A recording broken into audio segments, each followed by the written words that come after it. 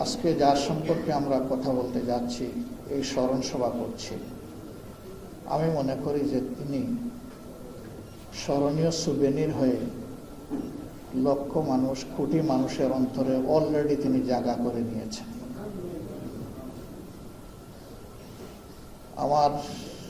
আমি যখন যুবক মানুষ ছিলাম তখন থেকেই আমি ওনাকে জানার সুযোগ পেয়েছি এবং সৌভাগ্যক্রমে তাকে খানিকটা মেহমানদারি করার সুযোগ আল্লাহ আমাকে দান করেছিলেন। আমার স্ত্রী তার আবেগের জায়গা থেকে খাবার দাবার তৈরি করেছে। খেতে বসে উনি জিজ্ঞেস করেছেন, তোমরা কি 12 মাস 365 দিন 2 বেলা এরকমই খাও? অসলজ্জ অনুভূতি ব্যক্ত করে বলেছে, না আসলে তো এরকম খাই না। তো তিনি বলেছেন, আজকে কি তোমাদের ঘরে কোনো মেহমান এসেছে? এখন এর উত্তর সে কি দিবে? সে বলেছে যে আমি তো আপনাকে মেহমান হিসাবে পেয়ে গর্বিত। তিনি বললেন, তাইলে তো আমি তোমাদের আপন হতে পারলাম না। আমি যে একই পরিবারের সদস্য, সেই হিসাবে তোমরা এখন আমাকে কবুল করো। আল্লাহু আকবার।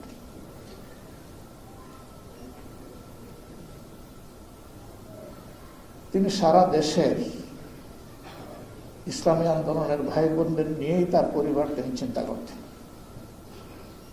এটি হওয়া উচিত। আমাদের রক্তের উত্তরাধিকার সূত্রে এবং বৈবাহিক সূত্রে আল্লাহ তাআলা দুটি সম্পর্কের ধারা পয়দা করে দিয়েছে,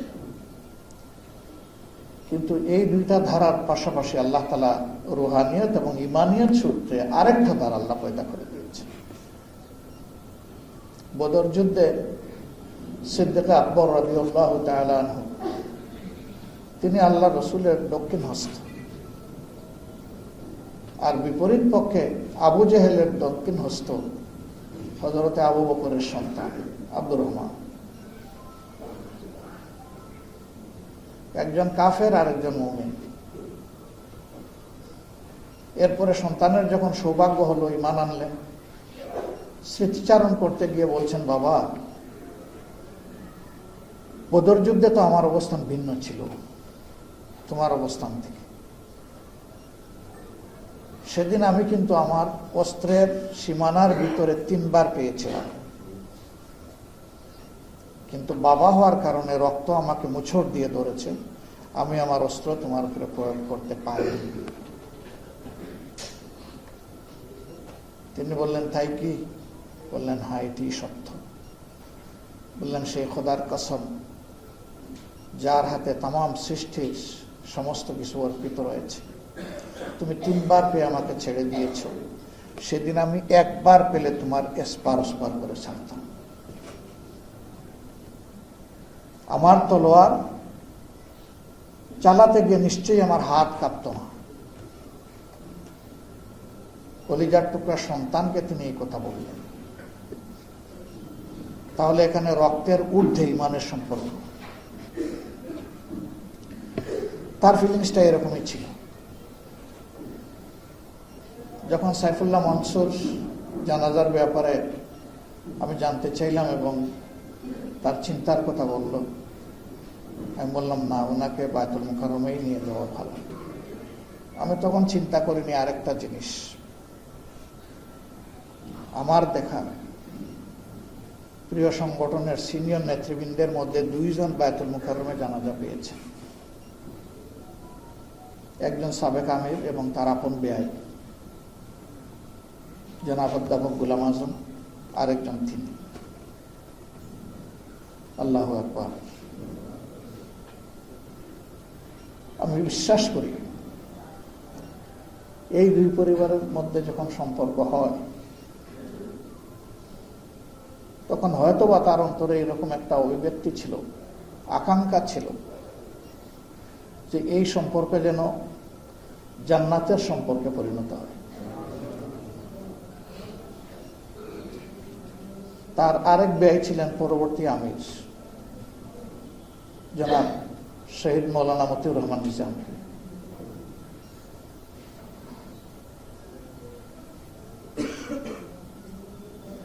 একজনের কাছ থেকে তুলে নিয়েছিলেন মেয়ে এবং একজনের কাছ থেকে তুলে নিয়েছেন ছেলে। এই যে বাবা ডাকছেন ওনাকে, যে আমাকে চিনছেন? বলে হ্যাঁ, তুমি আমার বাবা। ঠিক আরেকজনের ক্ষেত্রে হয়েছে ওরকম। আলহামদুলিল্লাহ, ছেলের জন্য মেয়ে তুলে এনেছেন ওই ঘর থেকে। কি চমৎকার মেলবন্ধন! আল্লাহ তাআলা কালামে হাকিমে আমি যে আয়াতটি তেলাওয়াত করেছিলাম আমার আলোচনার শুরুতে, সেখানে মানুষকে স্মরণ করিয়ে সতর্ক করে দিয়ে বলছেন, আল্লাযী খালাকাল মাউতা ওয়াল হায়াত, সেই সত্তা যিনি তোমাদেরকে মৌত এবং হায়াতের নিয়ামত দান করেছেন। লিয়াবলুয়াকুম, এর মাধ্যমে তিনি তোমাদেরকে পরীক্ষা করতে চান। আইয়ুকুম, কে তোমাদের মধ্যে আহসানু আমালা, আমলের দিক থেকে, নেক আমলের দিক থেকে এগিয়ে থাকে। কত ভালো, কার চাইতে কে কত ভালো, এটা আল্লাহ দেখতে চান। আল্লাহ বলেননি যে ভালো মন্দ আমল কে করে, এটা দেখতে চান। বান্দির কাছে আল্লাহর একমাত্র চাওয়া তারা নেক আমল করবে, আল্লাহর হুকুম পালন করবে, নবীওয়ালা পথে চলবে। এরপরে আবার আল্লাহ একদিকে সতর্ক করেছেন, আরেকদিকে সুসংবাদ দিয়েছেন। ওহুয়াল আজিজুল গফুর, যারা আল্লাহ তাআলার এই ইচ্ছাকে সম্মান করবে না, তাগুত এবং নফসের তাড়নায় যারা চলবে, আল্লাহ বলছেন এদের জানা রাখা উচিত যে আল্লাহ অত্যন্ত কঠোর, মহাপরাক্রমশালী। তিনি কাউকে তোয়াক্কা করেন না, তিনি বেনেয়াজ, তিনি সামাদ, তিনি ওয়াহিদুল কাহার। কোনো ছাড় নাই যারে ধরবেন নাফরমানির কারণে। এট দ্য সেম টাইম, হ্যাঁ, তিনি শুধু কঠোর নন, তিনি ক্ষমাশীল। আমরা যতটুকু তার জীবনকে দেখেছি, আলহামদুলিল্লাহ, তিনি আন্তরিক ছিলেন, নিষ্ঠাবান ছিলেন, কোরআনের ছায়ায় নিজের জীবন গড়তে। আল্লাহ তাআলা আরেক জায়গায় সতর্ক করে সূরা মুমিনের 2য় আয়াতে বলছেন, ইয়া আইয়ুহাল্লাযীনা আমানু লিমা তাকুলুনা মা লা তাফআলুন, তোমরা যারা ঈমান এনেছো এমন কথা কেন বলো যে আমল নিজে করো না। মানে এখানে ভালো কথা বলার কথা বলা হচ্ছে। নিজে ভালো কথা বলবে কিন্তু আমল করবে না, সাবধান, কাবুরা মাকতান ইনদাল্লাহ। আল্লাহর কাছে এটা ঘৃণিত, আল্লাহর গুসা, আল্লাহর রাগ হয় এই ধরনের আচরণ। আন তাকুলু মা লা তাফআলুন, বলবে কিন্তু নিজে তা করবে না। তিনি তা করেননি। তিনি যা বলেছেন তাই করেছেন, তিনি যা বিশ্বাস করেছেন তাই বলেছেন। ঠিকই যে যুগে তিনি হাল ধরেছিলেন প্রিয় সংগঠনের, সেই যুগে হাল ধরার মতো মানুষ তিনিই ছিলেন। মানুষ খুব অল্প,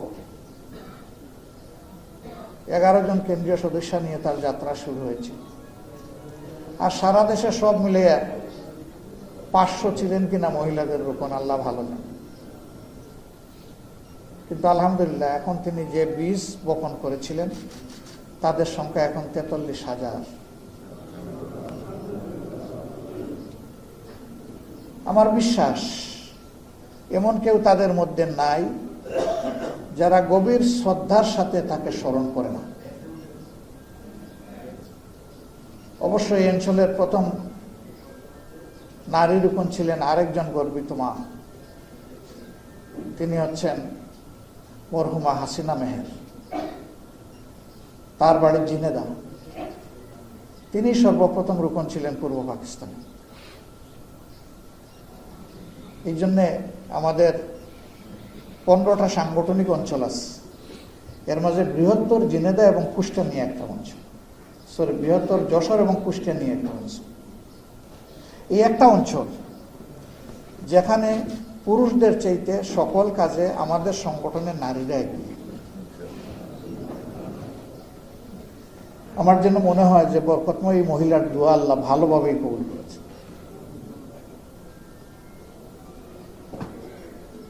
এরকম এক একজন আমাদের জন্য রিয়েল, তারা আমাদের প্রেরণার মিনার।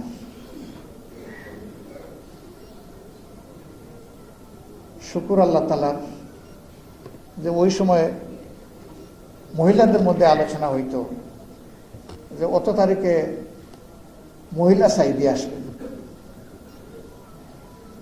তাকে বাংলাদেশের মহিলারা জানতেন মহিলা সাইদি হিসাবে। আল্লাহু আকবার। সাইদি সাহেব ঢেউ তুলেছিলেন বাংলাদেশের জনগণের অন্তরে, আর তিনি ঢেউ তুলেছিলেন মহিলাদের অন্তরে। তাদের ছোঁয়ায়, তাদের পরশে এসে অনেকের জীবনের আমূল পরিবর্তন হয়ে গিয়েছে। আমার এক বন্ধুর স্ত্রী সহ্যই করতে পারত না, ইসলামের কোনো কথা বললেই তার হিস্টাসিন খাওয়া লাগতো। সিরিয়াস অ্যালার্জি, তার টক্সিক। তো একবার সে বলল যে শুনেছি হাফিজা আসমা খাতুন আসবেন, আমার সাহস হচ্ছে না ওখানে পাঠানোর, যাবে কিনা, আবার ভায়োলেন্ট হয়ে যায় কিনা। বললাম ঠিক আছে, তাইলে হাফিজা আসমা খাতুনই যাবেন তার কাছে ইনশাআল্লাহ। আমি যখন তাকে অ্যাপ্রোচ করলাম যে ওই বাসায় একটু আপনি দাওয়াত খাবেন, একটু মাথায় হাত বুলিয়ে দিবেন, হয়তো আপনার হাত তোলানোটা তার জন্য কল্যাণের কারণ হবে ইনশাআল্লাহ। তিনি সেই মহিলা যিনি ঢাকা বিশ্ববিদ্যালয়ে লেখাপড়া করা অবস্থায় নাটক করতে গিয়ে পুরুষ পুলিশের ভূমিকায় তিনি অভিনয় করেছিলেন। So desperate. আলহামদুলিল্লাহ তিনি বোধহয় হাত ভালো করেই বুলিয়ে দিয়েছিলেন। এরপরে আমরা দেখি যে তার মাঝে একটার পর একটা ইতিবাচক পরিবর্তন আসতেছে, এবং শেষ পর্যন্ত সেই মহিলা সিলেটের হাল ধরেছেন সংগঠন। আমলদার মানুষ যখন কারোর জন্য দোয়া করে, অল্প কথা বললেও এটা আল্লাহ তাআলা একদম হৃদয় কলিজার ভিতরে পৌঁছায় দেয়। আবার বেআমলি চতুর মানুষ যখন অনেক সুন্দর পেশায় গুছাইয়া কথা বলে, সেটা কিন্তু অনেক সময় আসর ফেলে না। তো তাদের আমলের আসরটা এরকমই প্রতিফলিত হতো এবং মানুষ বেনিফিটেড হতো। আজকে আমরা এই কথাগুলো যারা স্মরণ করছি বা আলোচনা করছি, চোখের দুফোঁটা পানি ফেলার জন্য শুধু নয়, এখান থেকে আমাদেরকে লেসন নিতে হবে। তিনি একজন আদর্শ মা ছিলেন, একজন ভদ্রলোকের আদর্শ স্ত্রী ছিলেন, অনেকের আদর্শ বোন ছিলেন, এবং লক্ষ লক্ষ মা বোনের আদর্শ আপনজন ছিলেন। তার পরিবার সম্পর্কে আপনারা ইতিমধ্যে শুনেছেন। আলহামদুলিল্লাহ, যে যেখানেই আছেন সবাই দাঈল আল্লাহ হিসাবে আছে। এটা বিরল, আমাদের মধ্যে নাই এটা আমি বলবো না, তবে কম। এইভাবে কানায় কানায় পরিপূর্ণ খুঁজে পাওয়া আসলেই কম। এই পরিবারের জন্য এটা একটা বিশাল পাওয়া। আজকের এই পরিসরে তার সম্পর্কে বলতে গেলে অনেকে অনেক কিছু বলতে পারবেন, এবং আমি মনে করি বলার আবেগও অনেকের আছে, ইচ্ছা আছে। আমি সেই সমস্ত ভাইদের কাছে, বোনদের কাছে বিনয়ের সাথে অনুরোধ করব, যে কথাগুলো আজকে এখানে বলতে চান, আসুন এই কথাগুলো আমরা অন্তরে আবেগ দিয়ে, একিন দিয়ে আমরা ধারণ করি, এবং এই কথাগুলো আমরা সমাজে ছড়াই দিই। আজকে এখানে মিডিয়ার অনেক ভাইয়েরা এসেছেন। এই কথাগুলো খালেসভাবে কোনো সংগঠনের কর্মীদের জন্য নয়, এ কথাগুলো আপনাদের জন্য, আমার জন্য, সবার জন্য, গোটা জাতির জন্য, মানব জাতির জন্য।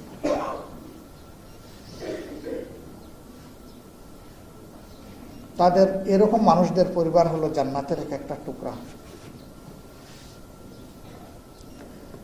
আমাদের মামুন ভাই যখন কথা বলেছিলেন, তিনি বলছিলেন যে আমার বড় আগ্রহ ছিল আমি যেন ওনাকে এসে দেখতে পারি, এবং আল্লাহ তার সেই আগ্রহ পূরণ করেছেন, আলহামদুলিল্লাহ। কিন্তু সেই অন্তরে, একই অন্তরে সেই ব্যথাও ছিল। বাবাও গেলেন, মাও বিদায় নিলেন, আল্লাহর দেওয়া চোখ দিয়ে দেখতে পারলাম। তারা মজলুম ছিলেন, দেশের বাইরে ছিলেন, আসার মতো পরিস্থিতি ছিল। মায়ের বিদায় সৌভাগ্যবান উনি, ওনার ছোট ছেলে ইমামতি করেছে। কিন্তু আমরা, যিনি হাতে ধরে আমাদেরকে দিন শিখিয়েছিলেন, আমাদের উস্তাদ ছিলেন, মেন্টর ছিলেন, দায়িত্বশীল ছিলেন, এই শহরে থেকেও তারা জানাজাটায় শরীক হতে পারলাম না। কেন পারলাম না আপনারা জানেন।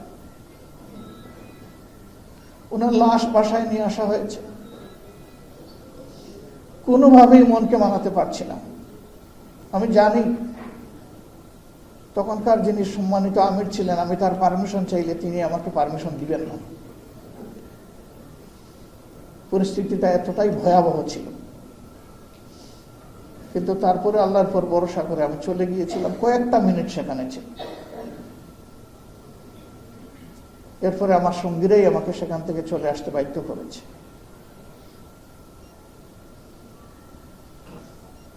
জুলুমের মহাপর্বত আমাদের গাড়ি চাপিয়ে দেওয়া হয়েছে।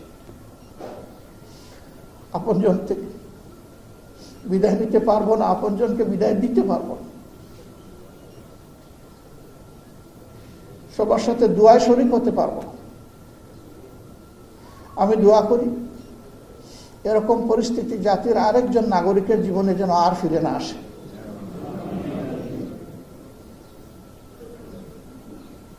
সেই দুঃস্বপ্নের সময়গুলো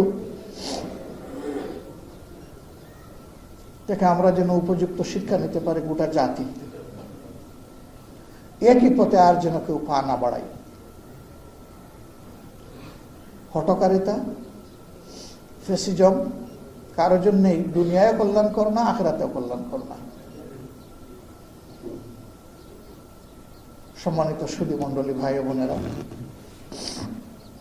আজকে একটা পবিত্র দিন, জুমাবার। অনেকেই অনেক সামাজিক কাজ আছে, আমরা অংশগ্রহণ করব ইনশাআল্লাহ।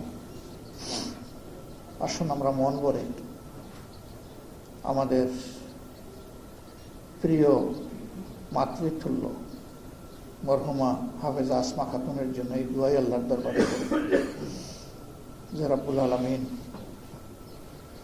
তুমি তো মেহেরবানি করে আমাদের অন্তরে ইমানের নূর দান করেছ। তোমার বান্দিকে কোরআনের নিয়ামত তার বুকে ধারণ করার শক্তি তো তুমিই দিয়েছিলে। এই কোরআনের ইজ্জতে এবং কোরআনের একজন দায়ীর মর্যাদায় তুমি তাকে বরজখের এই জীবনেও মেহমানদারির ব্যবস্থা করো। কোরআনের উসিলায় তার কবরকে তোমার জান্নাতের এবং তোমার রহমতের নূর দিয়ে তুমি জাইয়ানা করে দাও। তিনি যে জান্নাতের জন্য জীবনের অনেক কিছু ত্যাগ করেছেন, তোমার সৃষ্ট সেই মায়াবী প্রিয় জান্নাতের সাথে তার কবরের একটা রুহানি জানালা তুমি খুলে দাও। হাবিবে পাক সাল্লাল্লাহু আলাইহি সাল্লামের নকশে কদম আজীবন তিনি চলেছেন। তোমার প্রিয় হাবিবের রওজাতুল আতরের সাথে তার কবরের একটা রুহানি সম্পর্ক পয়দা করে দাও। যতদিন তুমি আলমে বরজকে তাকে রাখবে, তোমার রহমতের ফিরিস্তা দিয়ে তাকে সাহায্য করো। দুনিয়ার চাইতে উত্তম রিজেক, দুনিয়ার চাইতে উত্তম বিছানা, দুনিয়ার চাইতে উত্তম পোশাক, দুনিয়ার চাইতে উত্তম সঙ্গী তাকে তুমি দান করো। এবং তিনি যে শিক্ষাগুলো আমাদের জন্য রেখে গিয়েছেন, মুহাম্মদুর রাসূলুল্লাহ সাল্লাল্লাহু আলাইহি ওয়াসাল্লাম, সাহাবায়ে কেরাম রিদওয়ানুল্লাহি তাআলা আলাইহিম আজমাইন, এবং যুগে যুগে আল্লাহর যে সমস্ত নেক বান্দাবান্দিগণ যে শিক্ষা ধারণ করে তোমার কাছে মকবুল, মঞ্জুর, মাবরুর হয়েছেন, তুমি সেই পথটি ধরে আমাদেরকে আগানোর তৌফিক দান করো। তার পরিবারের উপর রহম করো, তাদের অন্তরে তুমি সবরে জামিলা তা করো এবং তার মতো সুন্দর জীবন গড়ার জন্য তাদের অন্তরে তুমি তীব্র প্রেরণা পয়দা করে দাও। ত্যাগের এই জীবন হোক আমাদের সকলের জন্য মহিমার, আনন্দের, সুখের এবং ভবিষ্যৎ জান্নাতের। আল্লাহ রাব্বুল আলামিন উপস্থিত সকলের হায়াতে, সিহাতে, আমলে, ইলমে, রিজিকে, ইজ্জতে আল্লাহ তাআলা অপরন্ত বারাকা দান করুন। আসসালামু আলাইকুম ওয়া রাহমাতুল্লাহি ওয়া বারাকাতুহু।